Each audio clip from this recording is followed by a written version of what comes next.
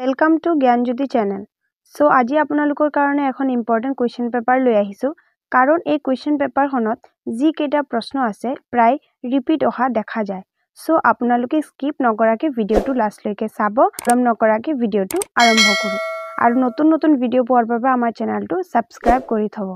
Question number 1 In which year cabinet mission come to India অৰ্থাৎ cabinet mission ভাৰতলৈ কেতিয়া আহিছিল Option 4 আছে অপশনত আছে 1948 1956 1946 আৰু 1947 ৰাইট আনসাৰটো হ'ব 1946 আৰু আপোনালোকে উত্তৰ দিবলৈ চেষ্টা কৰিব next question number 2 First session of Constituent Assembly was held in অৰ্থাৎ সংবিধান সভাৰ প্ৰথম বৈঠক কোন চনত বহিছিল অপশনত আছে 1946 9 ডিসেম্বৰ 1948 4 August 1950 12 March 1921 26 January এটোৰ ভিতৰত ৰাইট আনসাৰটো হ'ব option number 1 1946 9 December next question number 3 who presided over the first session of Constituent Assembly অৰ্থাৎ সংবিধান সভাৰ প্ৰথম বৈঠকত সভাপতিত্ব কোনে কৰিছিল অপশনত আছে B.R. আম্বেদকাৰ সচিদানন্দ সিনহা মহাত্মা গান্ধী আৰু জৱাহৰলাল নেহেৰু এটো চাৰিটাৰ ভিতৰ ৰাইট আনসাৰটো হ'ব Sachidananda Sinha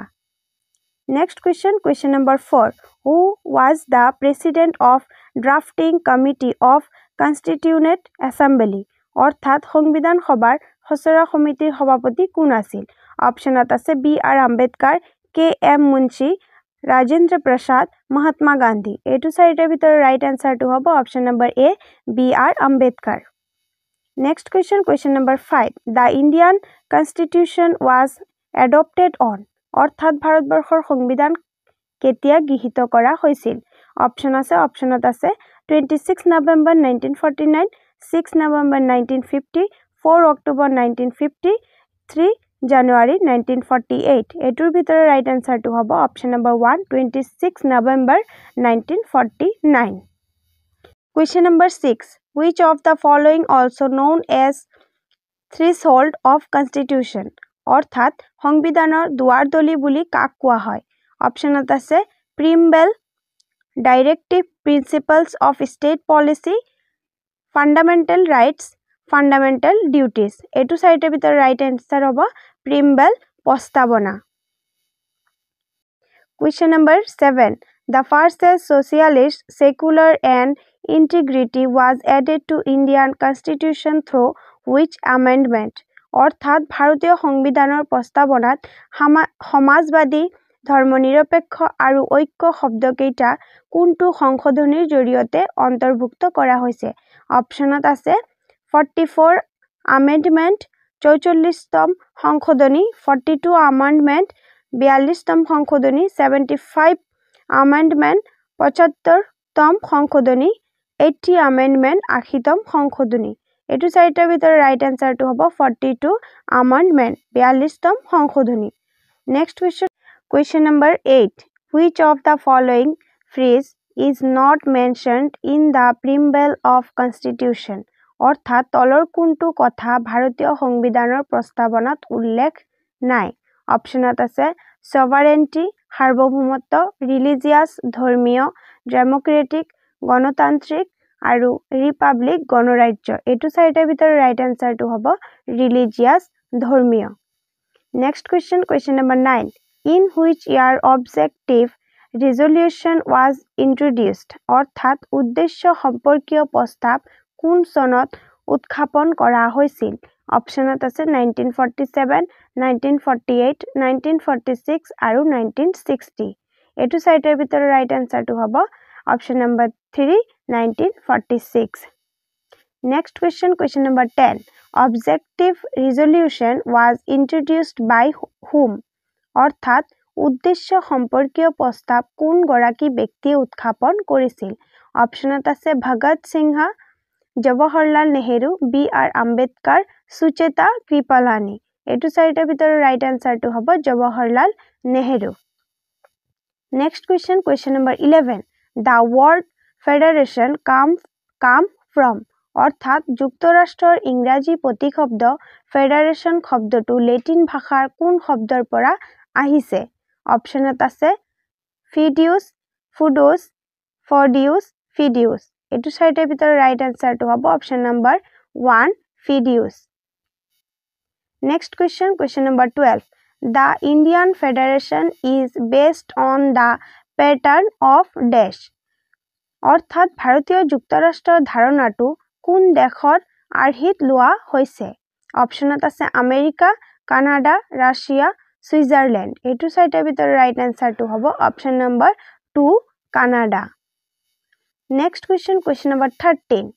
Sakaria Commission was constituted in অৰ্থাৎ সাকাৰিয়া কমিশন কোন সনত গঠন কৰা হৈছিল অপচনত আছে 1990 1983 1967 1956 এটো চাৰিটাৰ ভিতৰত ৰাইট আনসাৰটো হ'ব অপচন নম্বৰ 2 1983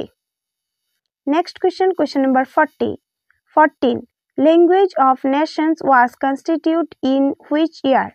অৰ্থাৎ জাতিসংঘ কোন সনত গঠন কৰা হৈছিল অপচনত আছে 1990 1920 1921 1930 এটো চাৰিটাৰ ভিতৰত ৰাইট আনসাৰটো হ'ব option number 2 1920 next question number 15 United States was constituted in which year অৰ্থাৎ ৰাষ্ট্ৰসংঘ কোন সনত গঠন কৰা হৈছিল অপচনত আছে 1945 1960 1990 1970 এটো চাৰিটাৰ ভিতৰত ৰাইট আনসাৰটো হ'ব option number 1 1945 Next question number 16 How many countries signed Charter of United States in commencement অৰ্থাৎ সৰ্বমুঠ কিমান ৰাষ্ট্ৰই ৰাষ্ট্ৰসংঘৰ সনদত স্বাক্ষৰ কৰিছিল অপচনত আছে 50 51 60 45 এটোৰ চাৰিটাৰ ভিতৰত ৰাইট আনসাৰটো হ'ব option number 251 Next question number 17 Where is the headquarters of United Nations is located in অৰ্থাৎ ৰাষ্ট্ৰসংঘৰ মুখ্য কাৰ্যালয় ক'ত অৱস্থিত অপচনত আছে লণ্ডন নিউয়ৰ্ক ওয়াৰ্ছো দিল্লী এটো চাৰিটাৰ ভিতৰত ৰাইট আনসাৰটো হ'ব option number 2 New York Next question number 18 How many articles are there is in the United Nations Charter অৰ্থাৎ ৰাষ্ট্ৰসংঘৰ সনদত কিমান সংখ্যক অনুচ্ছেদ আছে অপচনত আছে 111 112 এটো দুটাৰ ভিতৰত ৰাইট আনসাৰটো হ'ব 111 111টা অনুচ্ছেদ আছে next question number 19 Which of the following is the largest organization of United Nations অৰ্থাৎ ৰাষ্ট্ৰসংঘৰ বৃহত্তম অংগটোৰ নাম কি অপচনত আছে Security Council নিৰাপত্তা পৰিষদ General Assembly সাধাৰণ সভা Trustship Council ন্যাসৰক্ষী পৰিষদ আৰু Secretary সচিবালয় এটো চাৰিটাৰ ভিতৰত ৰাইট আনসাৰটো হ'ব General Assembly সাধাৰণ সভা আজি ভিডিওটিৰ শেষৰটি প্ৰশ্ন number 20 Which of the following is not a permanent member of Security Council অৰ্থাৎ তলৰ কোনখন দেশ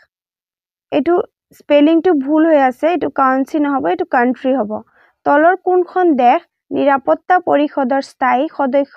নহয় অপচনত আছে জাৰ্মানী গ্ৰেট ব্ৰিটেইন ৰাছিয়া আৰু চীন এই প্ৰশ্নবিলাকত কোনো ঠাইত কিবা কিবি ভুল হৈ আছে আপোনালোকে এটো ঠিক কৰি লব আৰু এটো চাৰিটাৰ ভিতৰত ৰাইট আনসাৰটো হ'ব অপচন নম্বৰ 1 জাৰ্মানী আৰু নতুন ভিডিও পোৱাৰ বাবে আমাৰ চেনেলটো সাবস্ক্ৰাইব কৰি দিব ধন্যবাদ